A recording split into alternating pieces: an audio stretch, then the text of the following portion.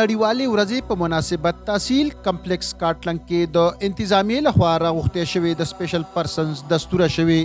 چې پکې د تحصیل کاټلنګ د معذورانو د تنظیمونو مشرانو په شمول عام ولس هم ګډون کړي. د دغه ورځې په مناسبت د سپیشل پرسن تنظیمونو مشرانو د خپل حقوقو لپاره आवाज پورته کړي او ویلي دي چې هغوی ته هم هغه شان حقوقونه ورکړي شي کوم چې د ټولنې عام ولس ته ترلاسه دي. د افسوس خبره دا ده چې په سوشل ویلفیر کې سیاست دی. هغه چې کوم دی مخ ملازې کوي که چېرته منسټري که چېرته غټ سړی هغه له چې کوم دی دا ویلچیر او دا مشینات چې کوم دی هغه ته په حواله شي هغې باندې سیاست کېږي او هغه بیا خلکو ته میلاویږي.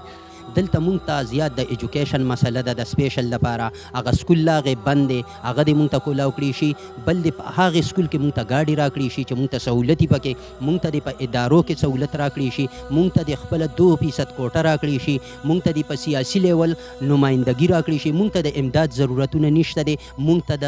یووالي ضرورت دی.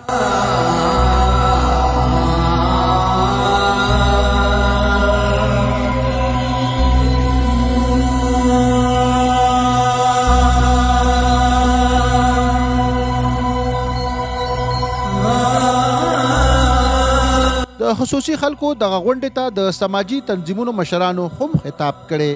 او ویلي چې د نړیوالې ورځې مانځل هم د دې مقصد تر مخه کولی شي چې دغه خلک هم د معاشرې پیدامن وګړي جوړ شي او د دوی د حقونو په اړه عام ولس کې هم خبرتیا خوره شي. مونږ کورونه دا د نن وران پرېښودي دي خو د دې بچو دپاره راوتي یو دوی ته هیڅ خپل حق نه دی میلاو شوي او دوی په کور کې دغه شان مونږ ته ټوله ورځ وخه لټکوله کنځل ګورېږي جړاګانې راته کوي خفګانونه راته کوي چې مونږ ولې خبرې نه شو کولی. زما خدا دغه دی چې زه دلته کاټلنګ کې سبزي خرڅوم